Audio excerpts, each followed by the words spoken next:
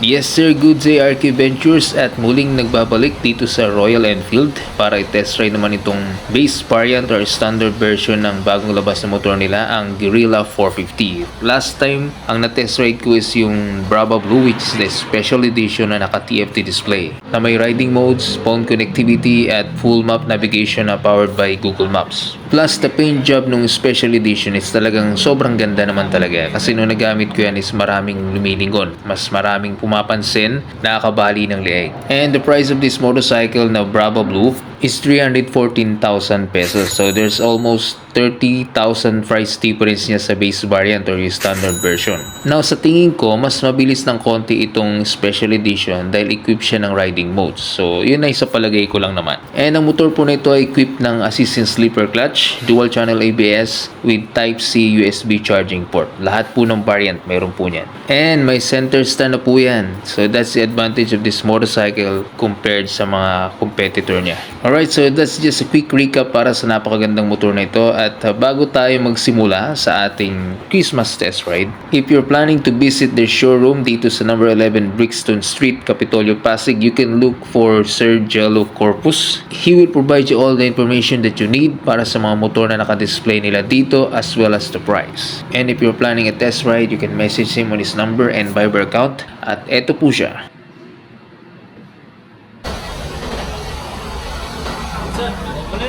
Oo, thank you.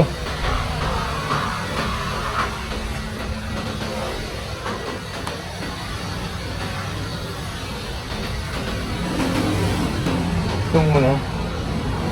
Tapos ito. Tignan mo na, tignan mo muna. Fuel pump. Okay. Ayan, fuel pump. Ito mo lang yung tunog. Saka mo yung sagat sa kaliwa. Okay na siya. Okay.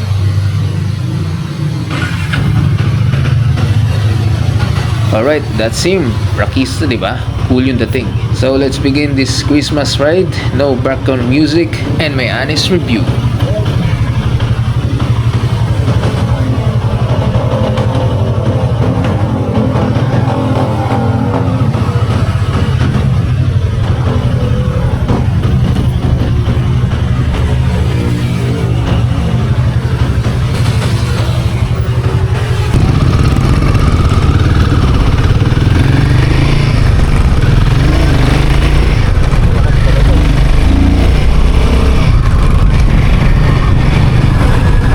Last ikot, then balik na natin.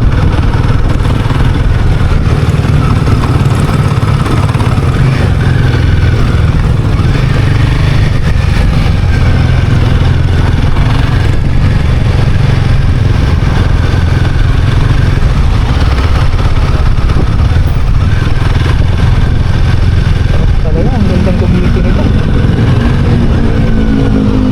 Mas gusto ko talaga ito sa Speed 400 eh.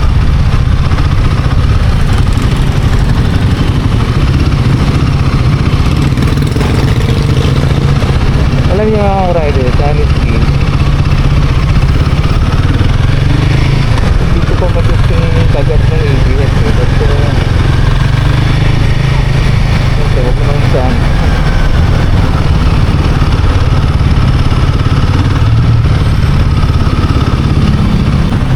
Isang neutral eh. Oh, nakakapingit pa.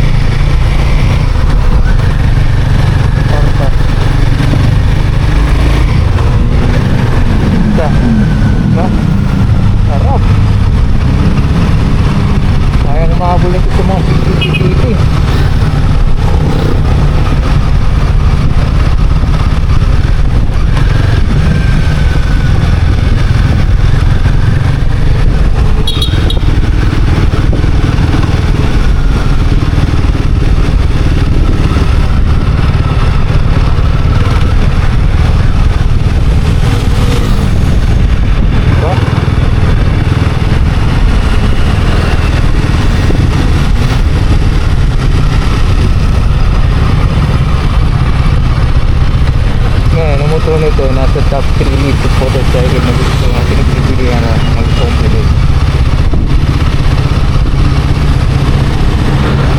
Bago pumasok ang taon, isa to sa mga nasa listahan ko. In fact, ito na yung number 1.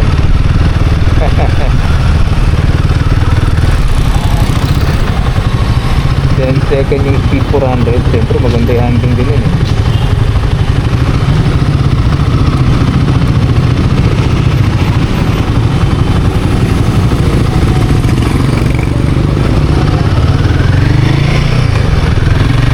Then pangatlo sa listahan ko yun, no? Nag-aagawan lang sa FK yung Falcon 400 saka yung Ginelli 300.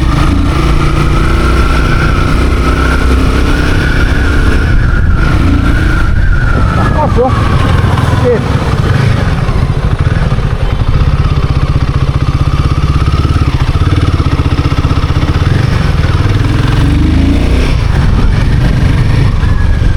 Ba?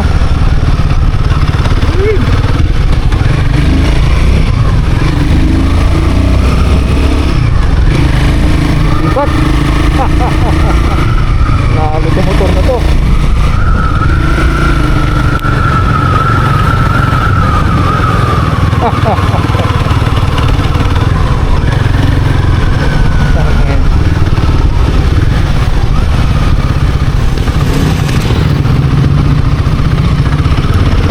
Para sa 40cc, hindi ka mabibitin dito. Sarap.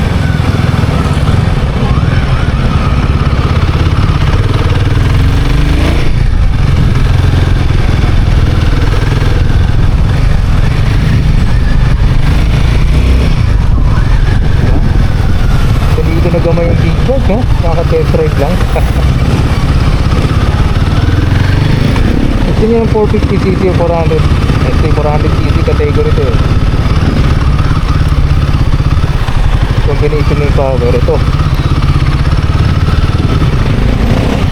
Highly recommended. Yung Guerrilla 450.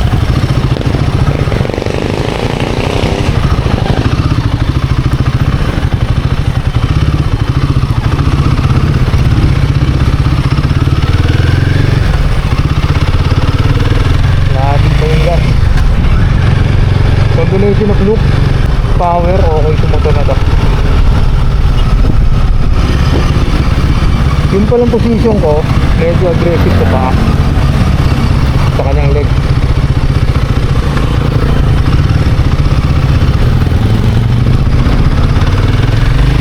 Upright position siya, yung kamay, hindi na ako ngawit. Sakto, tamang-tama lang, so long ride talaga. Pero yung leg, yun yung aggressive yung dating kasi nakabend ng konti, talaga nakabend. Pag nakaganyan siya, nakaganon, kaya talagang malakas, aggressive yung dating sa bandang leg, yung kanyang sitting position sa leg. Kaya para sa akin, number 1 to, combination ng power to, tapos yung forma pa. And yung kulay ng gray, para sa akin, yun yung pinakagot. Kagintihan sa yung dating.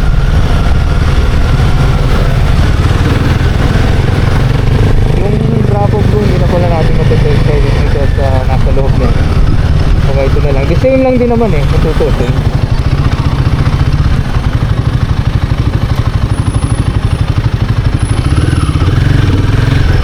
Power output, lahat. Handling, rate, forma, wala namang pinagkaiba eh. Yung kulay lang at saka yung cluster niya, yung instrument panel cluster niya, kasi ito nga naka-analog cluster, yun kasi naka-TFT cluster yung Bravo Blue. Bravo Blue and Gold Beat ko yata. Bravo Blue and Gold Beat same price. Hindi ko nagkakamali ha. 314,000 yung same price ng Bravo Blue na yun. Naka-TFT cluster na yun. Ayan ito, 289,000. Tapos yung Playa Black, saka yung isa pa nun, 300, 4,000 naman. So if you're looking for something na naka-TFT display na, doon ka na lang sa Bravo Blue. Mas advanced features yun. And gusto mo naman nasa sa variant ka lang, yung 300, 4,000. And 300, 4,000 yung TFT na rin. Pero baga parang premium yung ano, yung Bravo Blue kasi talagang special edition yun. Now if you want something na analog talaga, talagang combination ng modern graphics, pati yung glass door niya, cement panel niya, eh itong the best, itong gray smoke silver tawag dito. Ito nakaplangan diba? Pero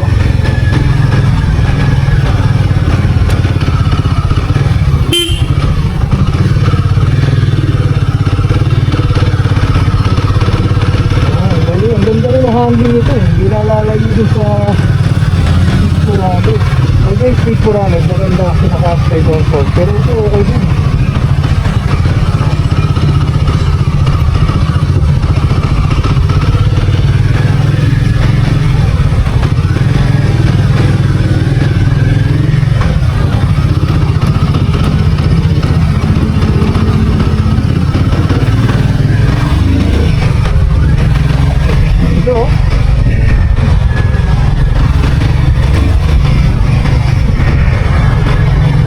Tera. Oo talaga. Mga 50 pero ganun kalakas.